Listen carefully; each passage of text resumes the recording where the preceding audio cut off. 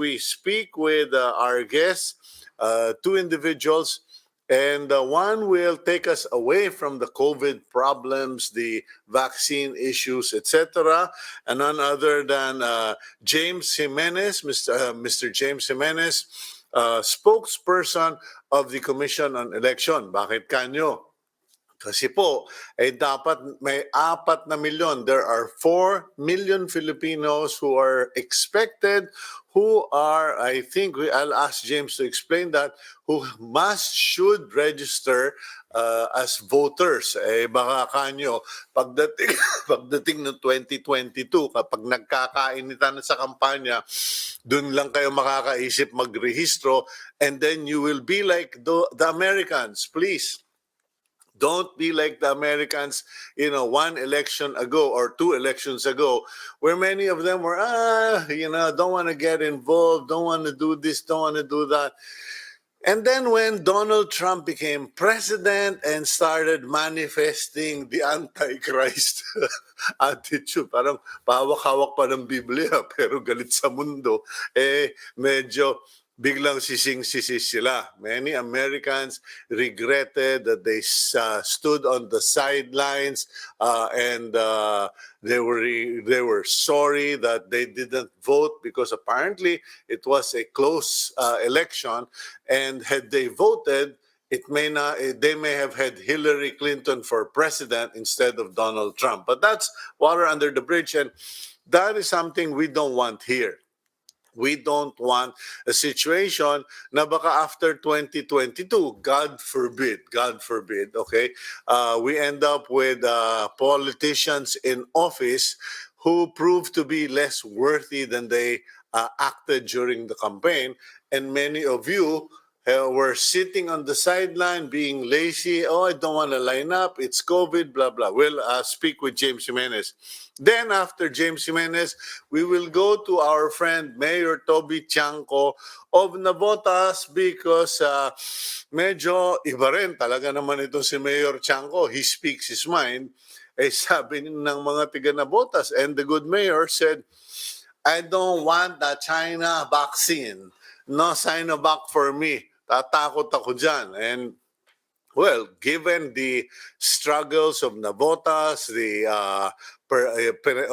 headache they had in 2020 with COVID-19, you would imagine that Toby Tiangco and Navotas would embrace any vaccine. Aba, mukhang baka mabansagan silang juicy. Alamin natin. But in the meantime, let's go to the front page of the Philippine Star. Bago ko pupuntahan yan, batiin ko lang yung mga kaibigan natin na nanonood ng, sorry Gab, batiin ko lang yung mga nanonood, bumabati, nagpapabati, mga kaibigan natin sa Alitagtag, yung mga ma-influensyang pamilya dyan. Okay, and then of course, Doc Emily Roleda and Makoy Viñas of Viñas Optical, sila po yung nagbibigay ng salamin natin. Kasi tagal-tagal ko na nagpo-programa, ni minsan hindi ko nabanggit kasi hindi naman po tayo palaplag. But they have been loyal friends, they've supported me throughout my entire career on television. Yan, yung mga special na salamin natin. Okay, let's go to the front page of the Philippine Star team agenda. And in his public address last night, President Rodrigo Duterte reversed the Interagency Task Force order on age restrictions. Children aged 10 to 14 are again not allowed. Inuulit ko po, okay? Children aged 10 to 14 are again not allowed to go out of their homes. Kumbaga, stay put. Maglinis muna kayo ng kwarto ninyo, magbasa kayo ng aralin ninyo. And but ladies and gentlemen, instead of thinking or analyzing or criticizing the president, ano ba yan? Para kayong Indian giver, give, take. Hindi po. Analyze that decision.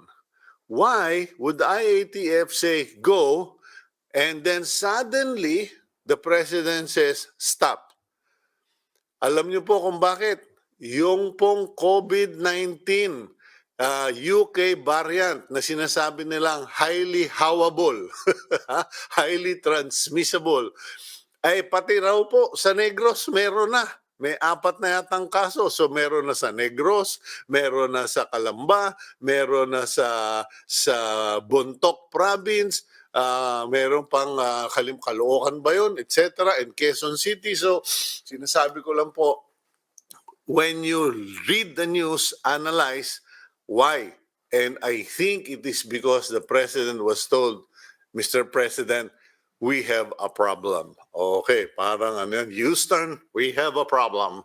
Okay, Agriculture Secretary William Dar said he expects the president to sign an executive order mandating a price ceiling on pork and chicken as the African swine fever continues to spread in the country.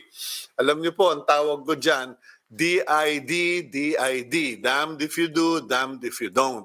Kasi mangyayari po dito, siyempre, ginagawa ni Secretary William Dar yung trabaho niya, pinapakiusap niyang mababaan ang presyo ng mga baboy at manok para kayong mamamili, you consumers are happy. The problem is, for a group happiness, okay, the buyer and consumer will be happy, the producers will be very unhappy. And I am almost certain many of the, or at least a number of these producers will say, wag na lang. Kasi kung kailan makakabawi, doon pa binabawi yung aming pagkakataon. Ang suggestion ko na lang po sa kaibigan natin at ating ginagalang at sinusuportahan Secretary William Dar, humanap kayo ng paraan na maibsan, madagdagan, or maybe stimulus to the producers, both commercial and backyard, of chicken and pork. Kasi ang hirap po imbis na natutulungan yung mga producers with stimulus, ngayon ginigiit. Ako po, nabisita kami last week daw nung barangay, tinatanong kung ba't wala kaming permit para dun sa babuyan. Ang sagot ng tao, wala na po kaming babuyan, tinamaan na po ng ASF. Yung babuyan namin, matagal nang nando doon. Backyard kasi, laruan lang. Anyway, I don't want to waste our time, but I'm just pointing that out. Give stimulus to the producers if you want the consumers happy. Ganun lang naman yun Okay. 38 contacts of the UK variant of COVID-19 patients have also tested positive. Okay, paano ba ito? 38 contacts of the UK variant patients have also tested positive for COVID-19. So kumbaga yung mga nakahalimuho ba yun? Or nakausap, nakasama nitong mga may UK variant, sa pool na rin ang COVID-19. Okay. Senator Panfilo Ping Lacson wants to know who gave the DOH the information on the unreasonably high price of Sinovac. Okay? Lacson fears this may have been an attempt to make money from the procurement of vaccines. Para dun po sa hindi naiintindihan yan, o parang ano ibig sabihin sito? Simpole. May mga tao, suspecha ni Senator Lacson, baka lang, yun din ang basa ko, na baka may mga nagtanim ng false information, hindi fake news, finid. Baka may nag-feed sa DOH ng impormasyon na nagsasabing yung Sinovac ganito ang presyo. Kumbaga pinataas. Wala pa yung formal quotation, wala pa yung formal offer, etc. Binulong na ng mga wibulong at sabing, naku, ang taas ng Sinovac, ganito ang presyo. Yung pala, baka ang ginagawa, in-inflate yung presyo para pag nagkabilihan na o nagkaroon na ng offer to government, yun ang masusunod o yun ang magiging batayan. Kalabas-labasan, yung mga inaanunsyo at pinalabas, kalayo daw dun sa sinasabi sa Senado. Okay. And last but not the least, on the front page of the Philippine Star, the Armed Forces of the Philippines, or AFP, has apologized, nagpaumanhin for erroneously red tagging alumni of the University of the Philippines. Okay, kumbaga, kami raw mga graduate ng UP, hindi naman lahat. May mga graduate daw po ng UP ay mga komunista. Pero alam nyo, parang hindi pa nakaka-move on yung ibang tao. Kasi last I heard, being a communist, and I'm not a communist, no? I'm born again. Sabi nga ni Clarita Carlos, kami, yung mga nagre-recruit sa UP, mga born again.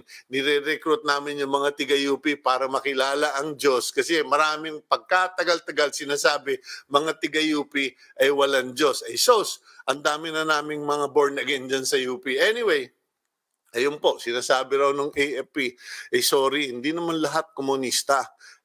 Last I remember, being a communist is no longer illegal. It is simply a ideology, a belief. Being supportive of terrorists, NPA, financial or otherwise, that's the crime. Ang problema, mga kaibigan, mga kapatid sa AFP, ang daming sumusuporta sa NPA. Alam niyo kung bakit? Napapadala ng collection letter. Yun na sikasuhin nyo. Yung mga walang palag, hindi makapalag, walang magawa. Dapat siguro kayo at yung NPA, maghanap na lang kayo ng, sige, magkita-kita lang tayo sa Marag Valley, doon na lang tayo magtapos. Anyway, let's go to the, medyo ang hirap kasi niyan yung mga ganyang sitwasyon. Nasasayang yung ating energy and resources sa bangayan. Okay. Puntahan po natin. Ito matagal nang nawawala itong maman to. I'm happy to have him on the program once again. We have with us the spokesperson of the Commission on Election, the Honorable James Jimenez. Sir, good morning, sir. Good morning, Sir Cito. Amusta ka na? Poging-pogi ah. I love the tie. It's so colorful. Thank you. Okay, brightens up the morning. Ako medyo mali ang napili kong shirt eh. Patig. parang mag-ROTC nga, priling mag-ROTC. Anyway, James, good morning. And siguro I'll give you the opening part because I understand there is a move on the COMELEC to really go full blast, or I don't really know, but regarding the registration of unregistered voters or re-registration, ano ba yung tawag dyan, and how are we going to go about it with the reality of COVID-19? Yeah, well, first of all, Sir Cito, the statement of the problem, like you said earlier, we've only had about 1.1 million registrants since September 1. So, Okay. only 1.1 since September 1, pero ang load natin or the target that we're aiming for is actually closer to 5 million. No? You're looking at 4 million kabataan na ngayon lang magi-18 and around 1 million to 1.5 million na tao na kailangan magpa-reactivate. Ito yung mga taong dati silang registered pero nakamiss sila ng 2 halalan, so deactivated na sila. So, all in all, the bulk of the people we expect to be registering now, umaabot ng 5 to 5.5 million. But unfortunately, since September 1, nung nagsimula tayo after ng mahaba-habang lockdown, nakakatala pa lang tayo ng 1.1 million. So, short na short tayo. No? And compounding the problem, ang registration magtatapos na sa September. So, you're looking at a period of less than 8 months where you have to make up the difference of around 4 million. So, yun ang malaking problema natin na hinaharap natin ngayon. And this has some people, including us, a little concerned. Now, so if that's the problem, the question is, bakit tayo napunta sa ganung klaseng problema? Well, the biggest problem really is pandemic, no? COVID. Number one, because of COVID, we had to suspend from March to September. Ang daming nawalang oras sa atin nun. And remember, the target of 5 million was set back in January of 2019. I'm sorry, January of 2020. So we practically lost a year. So talagang catching up tayo ngayon. No? So first, the pandemic led us to suspend.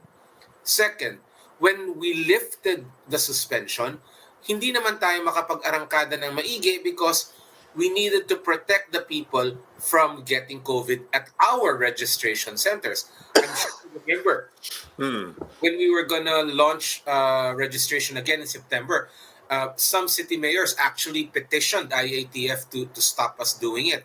No, but we went ahead and did it anyway. The reason for that is because they were afraid that people would contract the virus at our registration centers. On a good note, since September 1 hanggang ngayon, we've had zero transmissions. We've had better success at containing this than the rest of the country has had containing the new howable version Yeah. of COVID. So Okay. the point is, our capacity has shrunk considerably. Kung dati nakakapag-handle tayo ng 5 hanggang 10 tao sabay-sabay na nagpaparehistro, ngayon in many office we can literally do only one person per transaction. As in, isang tao lang nasa loob ng opisina habang naghihintay yung mahabang pila sa labas. And cumulatively, what this does is it reduces the number of people we're able to process on a daily basis. In fact, just this morning, may youth group na naglabas ng time and motion study. Doon daw sa isang lugar na na-witness nila, only 22 people were handled in one registration day. No? Wow. 22 people. Can you just imagine that problem being scaled up to see for the entire country? Because you're talking about COMELEC offices that are small for the most part, so therefore smaller palalo yung capacity. Now the problem is, with 1.1 million already registered and more than 4 million left to go, we only have 8 months to do that in. And that's the problem, no? One of the solutions, syempre, because we don't want to dwell too long on the problem without positing a solution, one of the solutions forwarded by our commissioners, particularly Commissioner Rowena Guanzon, is to extend the hours of registration. Not the registration period, as some people mistakenly think she said, no, but the hours of registration. See, one of the ways we've reduced capacity is, instead of having registration from 8 in the morning till 5 in the afternoon, it's now only from 8 to 3. From 8 to 3. The reason being that in between each person, we need to disinfect the stuff that they touch. Yung cameras, yung pens, yung table. So, humahaba yung panahon natin. And then, after that, there's disinfection at the end of the day. So, hindi natin mapupondohan yung sweldo ng mga tao if they stayed longer. So, 8 to 3 p.m. lang yan. And then, it's only from Monday to Thursday. So, Monday to Thursday. Because Friday po, disinfection day ng LGU. And remember, COMELEC offices are not standalone. They're not single detached. Ika nga. They're part of the municipal complex. So, pag nag-disinfection day yung munisipyo, damay kami. So, you have this huge pandemic, you have shortened hours, you have fewer days. So, ang gustong gawin ni Commissioner Guanzon, she wants to have longer hours, and hopefully in the future, maybe even more days. But now, ito nga, 8 to 3 tayo ngayon. Gusto niya sanang pahabain, no? So that means getting funds to pay for the overtime na lalabas ng mga tao. Kasi ang hindi palaging napag-uusapan, what goes underreported, no, is that when you ask people to stay longer hours, you have to pay them longer hours also. And you know, the pandemic has exerted a lot of pressure on the whole system, including financially. Kasi nga, a lot of money is going to other things natatanggal from the budget. So, like, dito sa amin sa COMELEC, pangkaraniwan, nag-overtime yung mga tao natin to serve the people coming to register. We're not able to do that now, no? So, yun ang pinaglalaban ng COMELEC ngayon. Sana magkaroon tayo ng added hours, which means more money for the overtime pay of the workers. Kasi kawawa naman sila. Number one, you're exposing them longer, no, to the possibility of transmission. At the same time, you're taking them away from families. So, kailangan talaga makompensate yung mga yan. But what happens if you can't register that 4 million plus? Um, Getting muted. Okay, Okay, yeah, all right. okay. Okay, so, right. In 2019, we had 61 million voters. Okay. Traditionally, what happens is after an election, the number of registered voters goes down because we call the people who, who failed to vote twice. So bumaba yan. But then again, we build it up with registration again, and in the end, you see a net increase of about 1 million. No, so 61 million expected sana for 2022, magkakaroon tayo ng 62 or 63 million. But with the way things are going now, it looks like we might just barely make it back to 61 million pagdating ng 2022. No? It is even possible if we don't meet the targets, like for instance, the reactivations. Remember what I said, we expect about 1.5 million reactivations. But right now, we're only at 1 million. So pag hindi pa natin ma-meet yung difference na, yung reactivations, yung tinanggal natin from the last elections, we might actually end up with fewer voters now. Okay? Now, so if you have fewer voters, does that mean that the elections will be somehow less valid? That's the good part. It's not going to be less valid. It's not going to be invalidated. It's not going to be questionable for lack of voters. But the thing is, it's also going to mean that millions were disenfranchised. And that will have an effect on policy, that will have an effect on the kind of governance we get, because people will not have been able to make their opinion known. So yun yung problema from a democracy standpoint. What about from a legal standpoint? Again, there will be no legal consequence. Because aren't you mandated by law to register? I'm just wondering. I don't really know the election laws in the country. Kasi parang failure to do your job kind of thing. Right. Will it be malfeasance or non-feasance? No, it won't. The thing is, those targets are not targets in per se. They are expectations. And the reason we have this number 4 million, for instance, because this is the number of people that are projected to turn 18. Okay, projected to turn 18, and in theory, if you turn 18, you should be able to register. But the reality is, the people who turn 18, they're not the only ones who are potential registrants. Just the other day, I got a question. I'm 24 years old. Can I still register? So yeah, doesn't matter if you're older than 18 and hindi ka pa register. The thing is, you can register now. So, just to circle back to your question, Sir Cito, wala namang duty to register, no? For at least from the on the COMELEC side. Just as Okay. there's no requirement for an individual to register. Okay, now what about our overseas Filipinos? Because for them, the vote is important. In fact, my own daughter was already asking me what is she supposed to do, and I said, go to the embassy. The embassy will be able to give you instructions. But the reality is, especially in Europe now, is they're really doing a lot of lockdowns. And how are we? Are our embassies and COMELEC officers able to function as far as registration is concerned? Yes, actually, registration for overseas voters practically never shut down, even during the pandemic, because our posts couldn't really shut down. I mean, there were lockdowns from time to time, no, but the whole consular service never actually shut down. So, tuloy-tuloy po yung registration natin doon. And your advice is correct. If you're overseas and you want to vote, then go to the embassy or the consulate. Now, the embassy or the consulate will be affected by the activities in the host country.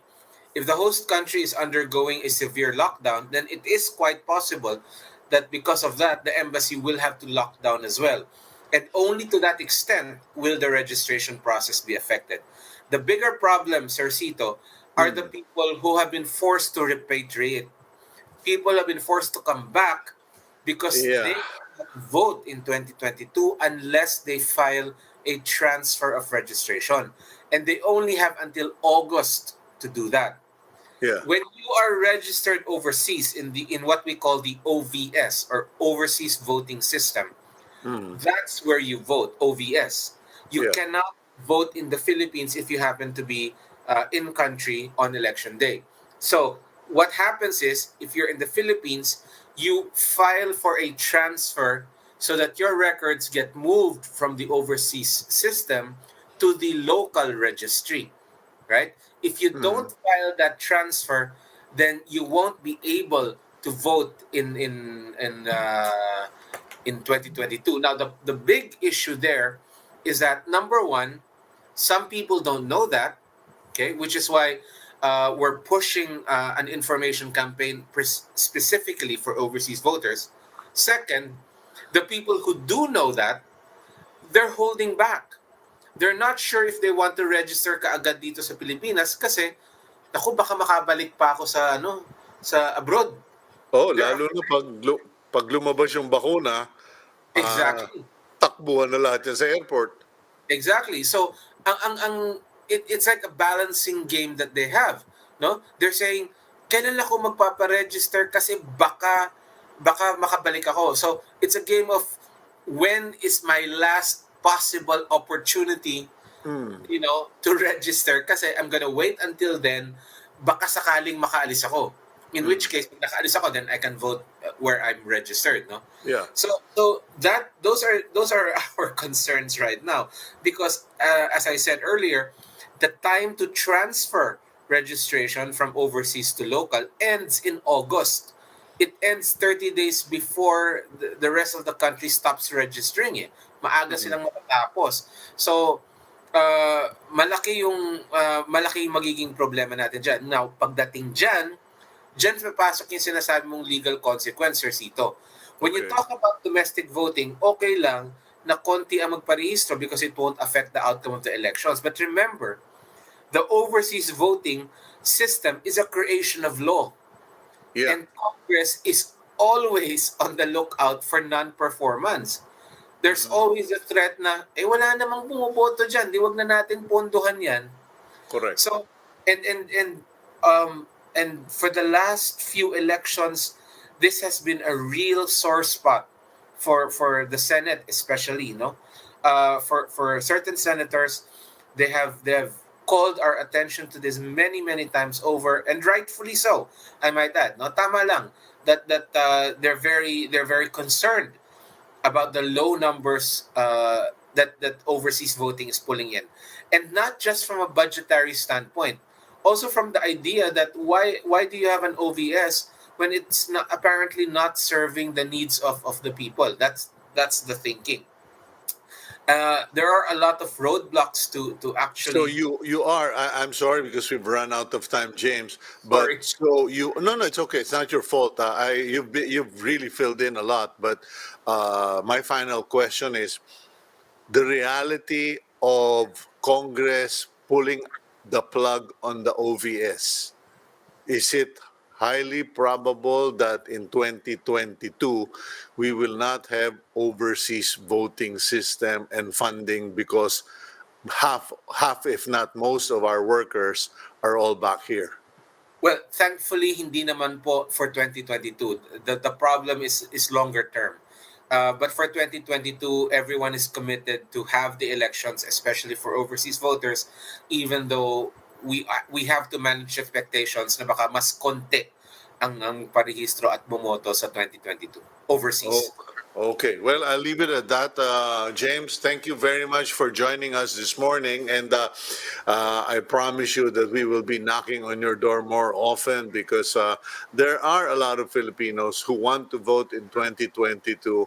And we hope that somewhere down the road you find a solution, maybe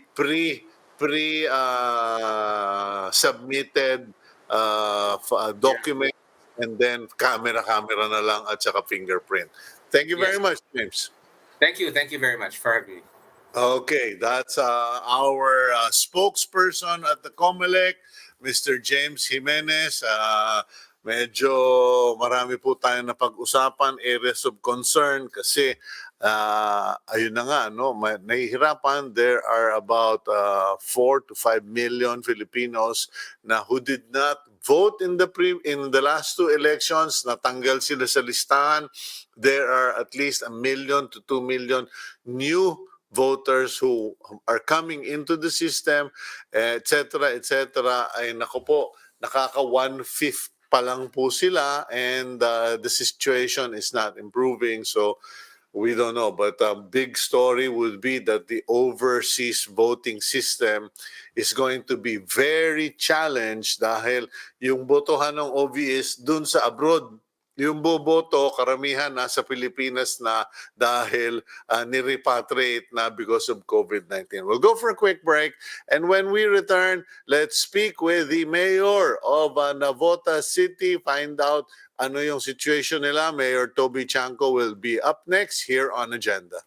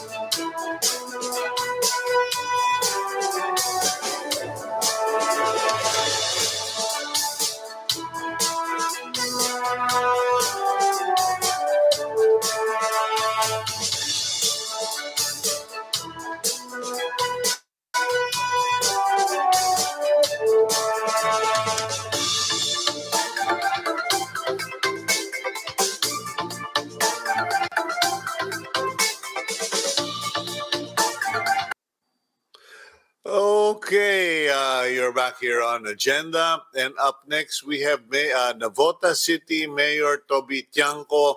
Brad ko pala siya sa fraternity ng mga hikain. Mayor Toby Tiangco, good morning. Good Brad! morning. Hindi ko alam na hikain ka rin pala. Yun na nga ang irony nating mga akala nila barako hikain pala. Mayor, good morning. And, Yes, morning. I've been reading some interesting stuff about your city. Well, the first one I read early in the week was that ikaw medyo you are hesitant or you are actually very clear that you don't want to use the Sinovac vaccine. And then this morning, nabasa ko itong nagpa-survey ka raw sa Navotas or yung LGU nagpa-survey regarding sa preference o mga gusto ng mga tiga Navotas. Could you explain? Kasi parang may percentage na bumoto, gusto 84.2%, Okay. Pfizer, etc. Ganito yan, Cito. First of all, good morning sa iyong mga televiewers. No? Kasi di ba noong towards the end of the year, nagkaroon ng liwanag na magkakaroon na tayo ng vaccination program, di ba? So, December 29, exact date, sabi ko, mahirap yan, gagastos tayo ng pera ng gobyerno. Ano ba, ilang porsyento ba ang gusto magpa-vaccine? Pangalawa, kahit ano bang bakuna tatanggapin nila. So, ang ginawa namin, December 29 to January 3, nag-online survey kami sa Facebook, no? So, ang tanong namin doon is, number 1, kung libre ang bakuna, kayo ba ay magpapabakuna? Yes, no, or depende sa brand. Okay? Ang sumagot ng yes is 18%, ang sumagot ng no is 17.9%, so halos pareho, no? And then, ang sumagot ng depende sa brand is 64.1%. Okay, tinitingnan ko. Sorry, tinitingnan ko. So 18% yung nagsabing yes, 17% yung nagsabing no, 64% yung depende sa brand. Yes, 18, 17.9, and 64.1 ang sabi depende sa brand. Okay? Kanya, matutuwa sa'yo si Harry Roque. Sasabihin ni Harry Bakit Roque, yan ang ebidensya na choosy kayo. No, but we have to be choosy. Because yes. I'm just Yes, because making fun of the issue kasi parang naging issue yung pagka-choosy natin. But in all seriousness, okay, so you asked them and they said depende sa brand, which is everyone's right anyway. Yes, and then tinanong namin doon sa mga nag-no, tinanong namin bakit ayaw nila. So that yung communication natin, maintindihan natin bakit ayaw nila. Okay? Doon sa depende sa brand, may next question doon. May checklist. Alin bang brand ang gusto nyo? Pfizer, Moderna, AstraZeneca, Sinovac, Novavax, Sputnik, and Sinopharm. So, okay, ang nagsabi ng Pfizer at that time, of course, ngayon may bagong balita sa Pfizer, hindi natin alam kung maapektuhan. 84.2 ang nagsabi ng Pfizer, 6.1 nagsabi ng Moderna, 3.8 nagsabi ng Moderna, 1.2 nagsabi ng Sinovac. AstraZeneca. Sorry. So AstraZeneca 3.8, Sinovac 1.2, Novavax 0.8, Sputnik 3.5, and yung Sinopharm 0.4. So yan po ang basihan namin kung papaano kami bumili ng bakuna. So noong nagbukas so what we did noong January, email kami kaagad doon sa tatlo. So Pfizer, Moderna, at AstraZeneca. Doon sa Sinovac, the reason na hindi na namin sila kinontak is because alam naman natin na bibili yung national government. So yung mga nabotenyo na gusto ng Sinovac, doon na lang sila kukuha sa national government. So kinontak natin yung tatlo. Isa lang ang sagot nila, common, no? Ang sabi nila, we cannot sell to you unless the national government signs an agreement with us, no?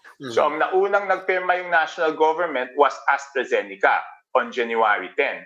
And on January 10, bumili na po yung local government ng AstraZeneca based on the results of the survey. So since ang unang nagbukas is yung AstraZeneca at ang sabi ng mga dabotenyo, 18% sabi, oo, kahit anong brand.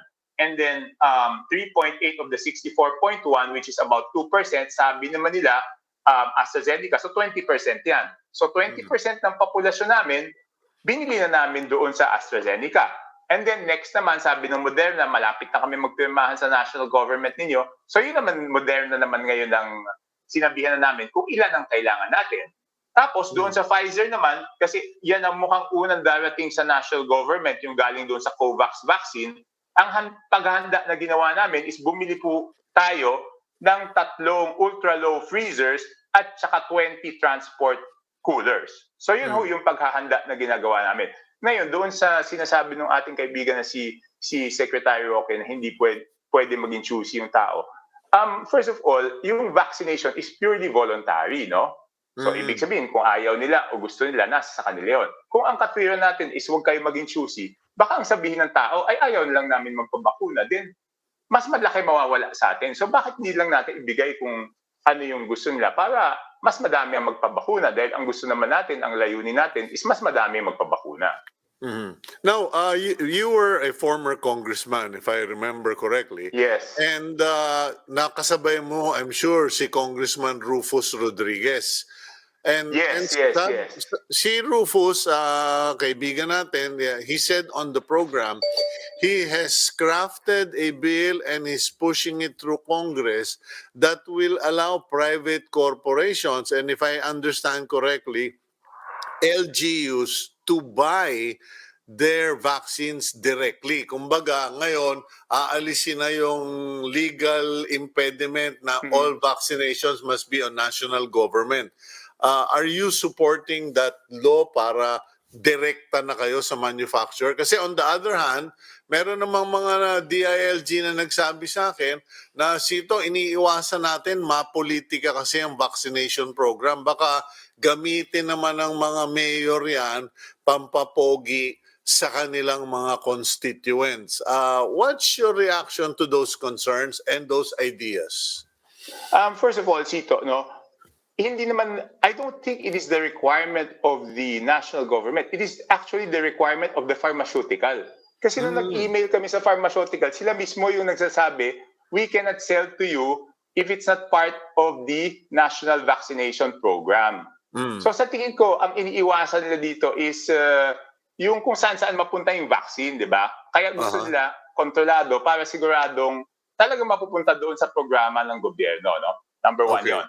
Number two, ako talagang pabor ako na sa national government centralized, in this case centralized because, for example, di ba, payagan natin yung LGU, yun nga yung pinag-uusapan, di ba, may mga nagsasabi mag-issue ng mga card na nabakunahan ka o passport, di ba? Yeah. Kasi kung madaming card, kung bawat isang LGU may card, paano natin malalaman kung alin doon yung tunay, kung alin doon yung peke? Ayun, hold diba, it has to be one card only sa buong Pilipinas. Otherwise, ang daming LGU dito, pakitaan ka na card. Paano mo alam kung totoo yun o peke yun? Okay, let's hold that, freeze the ball. We'll just go for a quick break. Pagbalik, we'll pick that up and then the other topics kasi masarap ang conversation na ito. We'll go for a quick break. Agenda will be right back.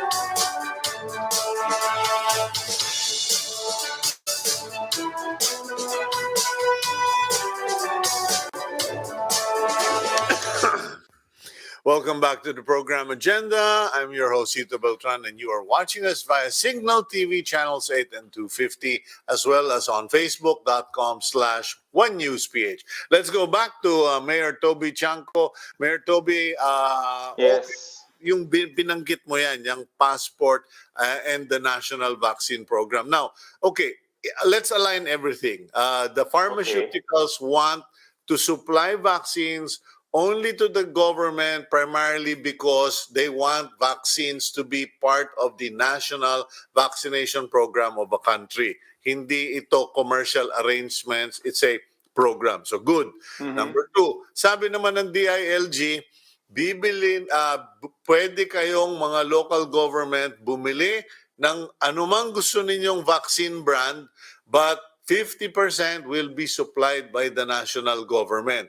What's your reaction to that arrangement? 50 from national, and if you want 50% yours, bahala kayo, or 100% national? No, okay na yun kasi sa tingin ko mahirapan naman yung national government ng 100% sa kanila, di ba? So yung mga LGUs na may kakayanan, mas magandang tumulong sila para naman yung LGU na hindi kaya, sila naman na mas malaki mabigay ng national government, di ba? For example, sa mga LGU na kaya, 50-50. Doon naman sa hindi kaya, mas malaki maibibigay ng national government. No? Pero liliwanagin ko, Cito, na even yung binili ng ng local government na vaccine, it will have to go through the prioritization of the national government. Liliwanagin ko po, kahit ko yung binili ng Navotas, hindi po kami ang magdidesisyon kung sino ang uunahin. Ang sigurado lang doon is gagamitin yun para sa Navoteño, pero ang susundin natin na prioritization is yung sa national government. Which brings us to the next topic that you mentioned. Ano ba mas gusto natin? Mapupolitika ba pag LGU? Hindi lang po mapupolitika. Kahit assuming na walang politika, no? Kahit assuming. Paano kung isang LGU is iba yung prioritization niya? Yung isa, iba prioritization na. There will already be a perception na iisipin ng tao na pinulitika kasi magkakaiba ng pinaprioritize. Hindi Mm. katulad ng national government lang ang magsasabi, number 1, frontline health workers. Number 2, indigent senior citizens. Number 3, other senior citizens. Number 4, other indigent populations. Number 5, uniformed personnel. Number 6, guro and Mm. school health workers. Number 7, all government workers. Number 8, essential workers, agricultura, food industry, transportation, turismo. Number 9, persons deprived of liberty. Number 10, overseas Filipino workers. Number 11, iba pang manggagawa. Number 12, mag-aaral at iba pa. So kung buong Pilipinas ganyan, hindi magkakaroon ng perception na may favoritism. Kasi kahit local government bumili, kailangan niya sumunod sa prioritization na to. Ang sigurado lang ng local government, doon yung gagamitin sa lugar nila. Okay, now, medyo trick question to Mayor Toby. Yes. Kasi nagpa-survey kayo. Based on the survey, merong nagkapilian. Kumbaga sa basketball natin, nagkapilian ng anong team kasasali. Paano na ngayon? Bibili ka ba ng bakuna based on that survey at ang bibigyan mo yung mga nag-respond sa survey? Oh, sandali, Mayor, sabi ko, Pfizer ang gusto ko eh. Gusto ko Sputnik eh. Paano na ngayon yan? We will try to make it available during the time that they are prioritized. Diba? Kasi hindi naman natin kontrolado yung dating noong bakuna. Katulad yung AstraZeneca. Yun po yung una nating pinirmahan. Pero nung pumirma tayo, dahil nga hindi tayo maagang pumirma, which I understand naman. Siyempre kami sa gobyerno, kailangan talaga doble-doble pag-aaral. No? So, ang nangyari doon is ang delivery ng AstraZeneca, though unang pinirmahan yan, darating pa siya ng second semester of the year. On the other hand, yung Pfizer na COVAX vaccine ng national government with the WHO, ang sabi sa amin, dadating yan ng February. So ang mangyayari dyan, pagdating sa February, mauuna, Pfizer ang available, frontline health workers, sino may gusto ng Pfizer, ganun po ang mangyayari niyan. So we will try to make it available, but hindi naman namin kontrolado yung delivery period. Oo, at saka ano pa rin, may mix pa rin kasi sabi nga ng DILG, ay sabagay kung merong yung Sinovac, pwedeng magsabayan. Pero kung wala, Yes. kung ano yung meron, yun ang gagamitin. Yes, so ang mangyayari diyan siguro yung mga may gusto kunyari ng Pfizer na frontline health workers, papabakuna na sila. Ngayon, kung yung iba nag-iintay ng Moderna o nag-iintay ng AstraZeneca, siguro ang gagawin nila, sige, hindi mo na kami papabakunan lang pagdating lang ng gusto namin brand. Sa tingin ko ganun ang mangyayari. And I think wala tayong magagawa. That's the natural flow of things. Diba? At least we're making it available and they know it will be available. Yun ang importante. Okay, now paano yung vaccination itself? Kasi mukhang habang pinoproblema while we are all struggling with the supply, there is already that giant of a headache in terms of the inoculation process itself. A lot of the health people or DOH are saying, baka pati, meron ngang walang yan, nagsabi sa akin, Kuyang, sa kakapusan ng mag-i-injection, baka pati yung mga addict, kunin na natin dahil mga veterano na sila sa injection. Diyan ba sa Navotas, do you have enough health workers, allied medical workers, and potential volunteers na magbabakuna o nagte-training na ba kayo? Okay, ang una natin ginawa is gumawa tayo ng time and motion study. Okay? Kasi i-explain natin yung proseso ng pagbakuna.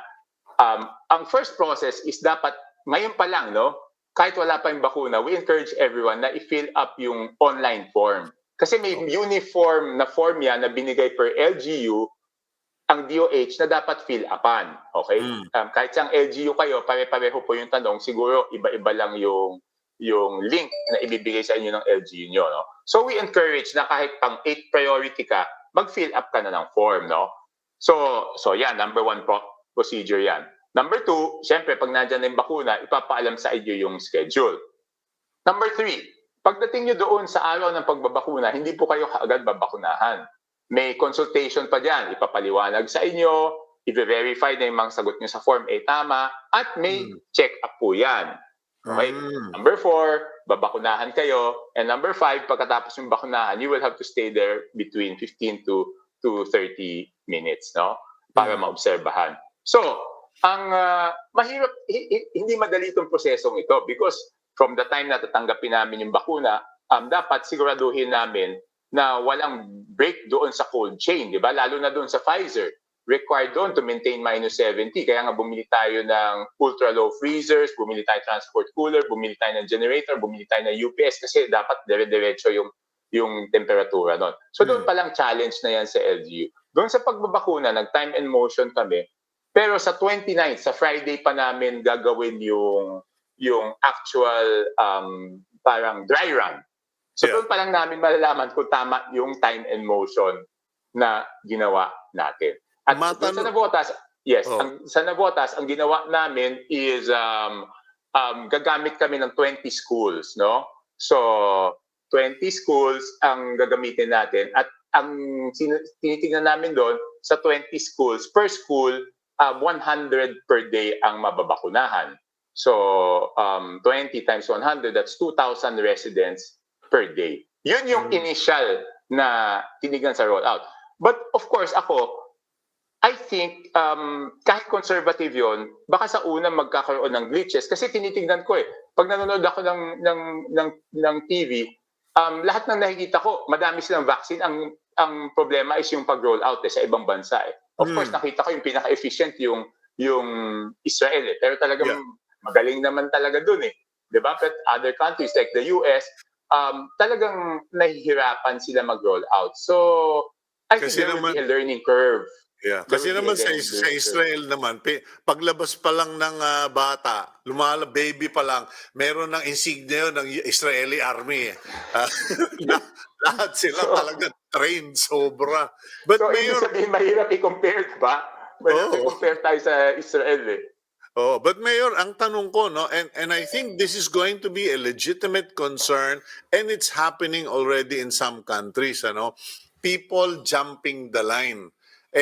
Doon sa ibang bansa, may mga nag-jump the line, hindi pa sila nandoon sa order of inoculation, nauna sila, napilitang mag-resign yung isang minister or cabinet member. Pero dito sa Pilipinas, especially in Metro Manila, how are you going to make sure na wala kang mga illegal alien na nagpapabakuna? Kasi ang daming ganyan nung naglabas yung mga, anong tawag natin doon, yung financial support nung unang lockdown. Ay maraming dumoble or na-discover natin, nakarehistro sa barangay sa ganito, yung pala nakarehistro rin sa kabilang, yung double address ba? I think mas less naman yung ano ba tawag dito, yung illegal alien na ganyan dito sa bakuna. Because of course, syempre yun cash assistance yun Everyone would be interested, di ba?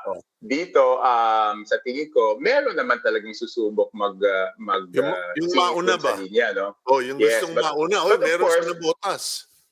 No, kaya nga napakahalaga ng nationalized yung policy.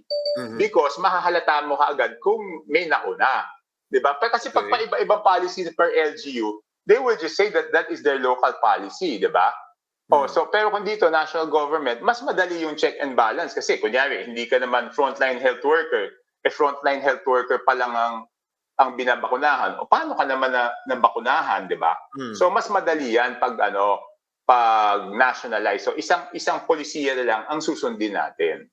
Okay. So, in any case, right now, kamusta na ba dyan as far, kasi alam mo, Mayor Toby, while everyone is talking about inoculation, vaccination, I am seriously worried, and I hope I am not a prophet of doom, but I am seriously worried about how quickly this UK variant is manifesting itself in the landscape. So far, parang putok-putok lang. Kumbaga, singaw-singaw lang. Pero medyo ninenervyos na ako. Sabi ko, pagka ganyan-ganyan, nagtuloy-tuloy ito, baka problemahin na ito. Wala pa tayo sa kalahati ng taon. Diyan sa Navotas, what's the situation? Okay. Sa Navotas, okay, let's start November 15, doon yung pinakamababang case namin. I think we had 36 cases. Then na-notice ko noong December 1, halos dumoble siya, naging 68, no? So even before the warnings for the holiday season, kami sa Navotas, nag-warning na kami na, mga kababayan, nasa 36 lang tayo, in 2 weeks, tumaas na tayo. So, konting ingat. And then, napababa natin ng konti yan. And then, December 3, and then, tumaas ulit ng konti, bumaba na naman December 3 to 30 plus. Today, we are at 72, no? So, hindi siya yung, ang maswerte lang sa atin is mukhang nakiisa yung ating mga kababayan dahil hindi nangyari yung pinangangambahan natin na sobrang daming kaso after the holiday season. So, tayo nagpapasalamat doon sa ating mga kababayan sa pakikiisa, no? But again, tumataas siya. The fact is tumataas siya ng unti-unti. Mas madami yung nadadagdag kaysa nagre-recover. For example, 2 lang madagdag daily. Diba? So, in 10 days, that's 20 cases already, diba? Pero doon sa Navotas, ang ginawa namin, nung pumasok yung mga City Hall employees ng January 4, we required mandatory testing of all City Hall employees and of all barangay officials. No? Are you, so, yan yung yes. Are you monitoring for the UK variant? Yes. Siyempre, lahat tayo yun yung pinangangambahan natin, no? Yeah. Yung variant na yun, Okay, so you are monitoring sa Navotas? Yes, we are. Okay. Well, may request dito, tinatanong ng Team Agenda, can we clarify the schools they will use for the initial rollout of the vaccine? Paano po yung process? Ano po ang role ng mga schools? Because maliliit po yung health center namin Dalawa lang yata yung malaking health center namin. So, di ba, yung proseso na mag-iintay, saan sila mag-iintay? Tapos yung proseso ng pagbabakuna, and then yung proseso ng pag-intay ulit after.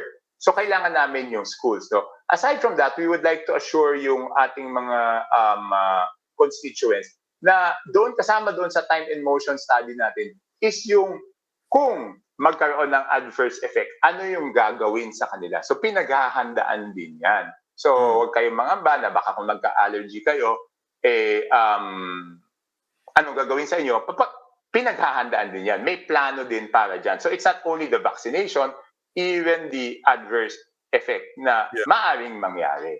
So, kumbaga, mas maigi nang gawin yung vaccination program sa mga maluluwag, maaliwalas na lugar, open area or in the roomy places of the schools kesa sa health center, lahat magtagpo-tagpo doon. Yes. Yes, okay. Ganun. Well, Mayor Toby, we'll have to go and thank you once again, at least naliwanagan. And, to your credit, and I hope the national government appreciates the fact na hindi kayo being choosy, you are simply giving an expression of what the population, where the population is in mind, and also that at least na-explain nyo on the part of the government kung ano yung process. Thank you very much, Mayor Toby. Yes, thank you. No, the only reason we did that is because we're spending government money, di ba? Paano kung bumili kami ng bakuna na wala namang may gustong gumamit? Sayang naman yung pondo, di ba? So that is the reason why we did that. And of course, gusto namin talaga, ang end goal is mahikayat lahat na magpabakuna. Hindi naman po pwedeng pilitin yung tao. Kasi kahit lahat ng tao may worry yan tungkol sa pagbabakuna. So we have to build up the confidence. Okay, thank you very much, Thank Mayor you, Toby Cito. Thank you. Okay. Stay safe. Okay, Bye. that's Mayor Toby Tiangco of the City of Navotas. And ayun po, maganda po yung mga explanation ni Mayor Toby. And at the end of the day, this is what we need. We need to understand, bakit ganyan yung mga sinasabi ng tiga Navotas, bakit nagpa-survey, ano yung ginagawa at ano yung magagawa. And we thank all our guests today, James Jimenez on the part of COMELEC, Mayor Toby Tiangco, and I would like to sincerely thank all of you who watch, who share what you learn from Agenda.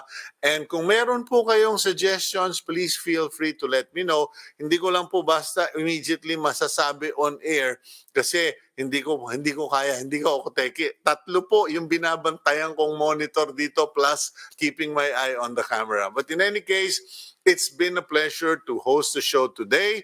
I pray that sana isama niyo po kami sa dasal niyo that we can continue to serve you and serve you, all of you, well, objectively, and in a godly manner. Have a great and godly day. Please make sure that you pray and baka meron diyang nangangailangan ng dasal niyo. isama po ninyo. Please read my column in the Philippine Star, particularly my column yesterday, denying the divine. Yun po yung maraming tinatago yung kanilang sakit, ayaw sabihin na may problema sila, pwede naman natin silang ipagdasal. And praying for others, and especially the prayers, the fervent and faithful prayers of a righteous person attains much. So, yung pag pinagdasal ka ng mga madasalin, malaking bagay po yun. Have a good day. God bless all of you.